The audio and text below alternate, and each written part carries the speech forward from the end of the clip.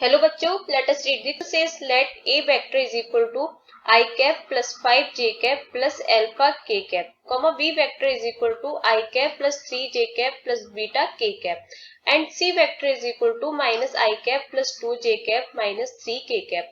B three vector such that magnitude of B cross C vector is equal to 5√3 and A vector is perpendicular to the B vector, then the greatest among the value of magnitude of alpha magnitude of A square is.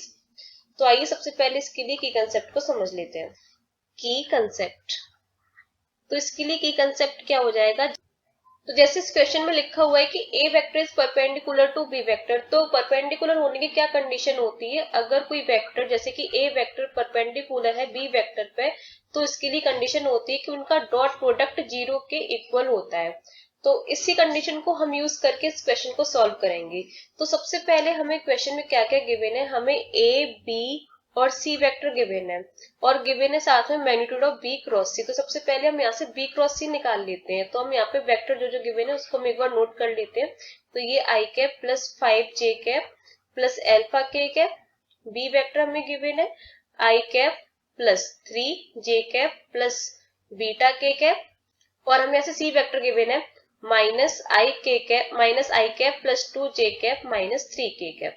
तो यहाँ से B cross C क्या हो जाएगा. तो B cross C is equal to हो जाता है सबसे पहले I J K, उसके बाद B के स्केलर कंपोनेंट्स तो 1 3 बीटा, फिर उसके बाद C के स्केलर कंपोनेंट -1 2 -3. तो ये यहाँ से हो जाएगा, ये हो जाएगा is equal to I cap. यहाँ से 3 इंटू -3 -9 और -2 बीटा, ये हो जाएगा माइनस जे कैप -3 प्लस बीटा. उसके बाद ये प्लस के कैप हो जाएगा 2 + 3. तो यहाँ से ये हो जाएगा आई कैप, या माइनस बाहर कॉमन ले लेते हैं तो 9 + 2 बीटा. यहाँ पर प्लस कर लेते हैं तो जे कैप ये हो जाएगा 3 माइनस बीटा और ये प्लस 5 के कैप.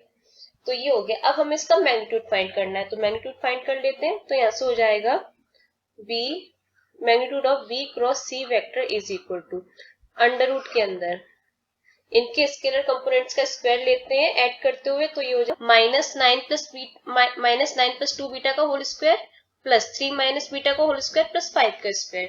तो यहाँ से ये हो जाएगा -9 + 2 बीटा का ये होल स्क्वायर प्लस यहाँ पर हो जाएगा 3 माइनस बीटा का होल स्क्वायर, ये 5 का स्क्वायर 25, जो कि हमें कितना गिवन है क्वेश्चन में 5√3. यहाँ से देख लेते हैं, हमें यहाँ पे 5√3 गिवन है. तो इसको आगे सॉल्व करते हैं. तो यहाँ से ये हो जाएगा, इसको अंदर ही सिंप्लीफाई करते हैं. तो माइनस का स्क्वायर प्लस हो जाएगा 9 का स्क्वायर 81 प्लस यहाँ पर 4 beta square plus 9 into 2 18 into 2 36 beta plus 3 का square 9 plus beta square minus 6 beta और प्लस 25 इज इक्वल टू 5√3.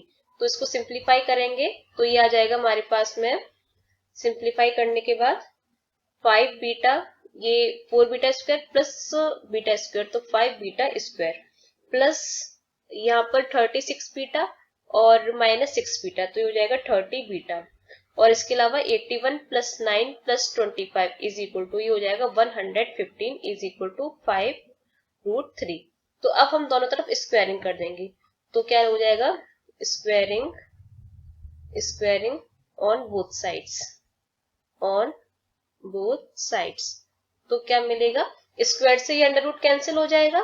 तो यहाँ पे हो जाएगा 5 beta square plus 30 beta plus 105 is equal to 5√3 का स्क्वायर हो जाएगा यहाँ पर.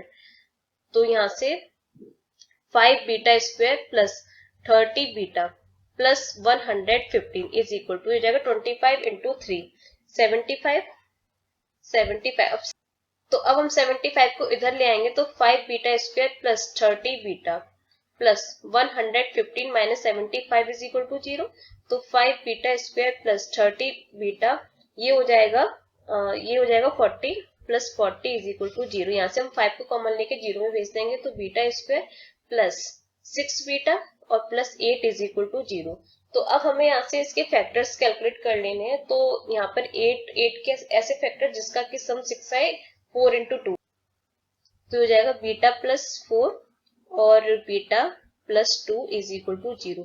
तो यहाँ से ये हमारे पास में आ जाएगा बीटा इज इक्वल टू -2 -4। तो अब हमें आगे और क्या गिवन है, तो यहाँ से A vector is perpendicular to B vector, यानी कि ए डॉट भी 0 हो जाएगा। तो इसी कंडीशन को यूज करते A dot B is equal to 0। तो यहाँ से डॉट प्रोडक्ट करा देते हैं। डॉट प्रोडक्ट कराएंगे तो क्या हो जाएगा, यहाँ से आई का कंपोनेंट 1, बी में आई का कंपोनेंट 1, तो 1 इंटू 1 1, 5 इंटू 3 15 और अल्फा इंटू बीटा, बाकी के जो आई डॉट जे डॉट के सब 0 हो जाते हैं। तो ये हो जाएगा 1 plus 15 plus alpha into beta is equal to 0। तो यहाँ से अल्फा इज इक्वल टू क्या हो जाएगा -16 अपॉन बीटा। हमें क्वेश्चन में मैग्नीट्यूड ऑफ ए वेक्टर का स्क्वायर देखना है, तो हम कर देते हैं। तो यहाँ से ये 1 का स्क्वायर 1, 5 का स्क्वायर 25 एंड अल्फा का स्क्वायर अल्फा स्क्वायर हो जाएगा। तो यहाँ से हम लिख लेते हैं magnitude of A vector square is equal to, ये हमारा बनेगा अंडर रूट से स्क्वायर कैंसिल हो जाएगा, तो 1 प्लस 25 प्लस अल्फा स्क्वायर, ये हो गया। तो यहाँ से 26 प्लस अल्फा स्क्वायर, अल्फा की वैल्यू में यहाँ से पुट कर देते हैं, तो 26 ये ए वेक्टर के मैग्नीट्यूड का स्क्वायर प्लस ये हो जाएगा -16 अपॉन बीटा का होल स्क्वायर। तो यहाँ से हम बीटा की ऐसी वैल्यू लेंगे जिससे कि हमारा जो ए वेक्टर का स्क्वायर है, एक वेक्टर के मैग्नीट्यूड का जो स्क्वायर है वो हमें मैक्सिमम मिले। तो हम यहाँ पर ए वेक्टर के मैग्नीट्यूड का स्क्वायर को मैक्सिमम करने के लिए बीटा की वैल्यू -2 लेंगे। तो ये हो जाएगा magnitude of A vector square is equal to 26 plus -16 upon beta की वैल्यू -2 ले रहे हैं और ये स्क्वायर, तो ये माइनस माइनस प्लस, तो ये हो जाएगा ए वेक्टर का स्क्वायर इज इक्वल टू 26, यहाँ से ये 8 बार कटेगा तो 8 का स्क्वायर क्या हो जाएगा 64। तो ए यहाँ से लिख देते हैं, ये मैक्सिमम हो गया हमारा ए वेक्टर का मैग्नीट्यूड का square maximum is equal to, ये हमारा आ जाएगा 90। तो यही हमारा आंसर है। तो hope you understood well, best of luck.